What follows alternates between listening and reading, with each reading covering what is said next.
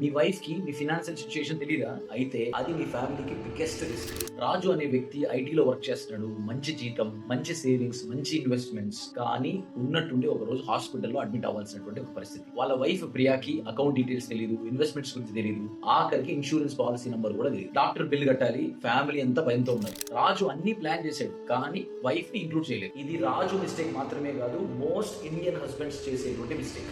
మీరు ఫినాన్సెస్ ని హ్యాండిల్ చేస్తారు, బాగుంది. కానీ చాలా మంది వైఫ్ కి తెలియకుండా ఫినాన్సెస్ హ్యాండిల్ చేస్తారు, అది బాలేదు. ఒక యాక్సిడెంట్, ఒక ఎమర్జెన్సీనో, ఒక అన్ఎక్స్పెక్టెడ్ డే వైఫ్ ని ఎటువంటి ప్రిపరేషన్ లేకుండా ఒంటరిగా నిలబెడతారు. వైఫ్ ని ఇంక్లూడ్ చేయడం అంటే అవేర్నెస్ ఇవ్వడం. నెలకు ఒకసారి కూర్చోండి, అకౌంట్ డీటెయిల్స్, డబ్బులు ఎక్కడెక్కడ ఇన్వెస్ట్ చేస్తున్నారు, ఎక్కడెక్కడ గ్రో అవుతున్నాయి, ఇన్సూరెన్స్ డీటెయిల్స్ షేర్ చేయండి. మీరు లేకపోయినా ఎలా హ్యాండిల్ చేయాలి అనేది ఖచ్చితంగా తెలియాలి. ఇది కేర్ మాత్రమే కాదు, అది బాధ్యత.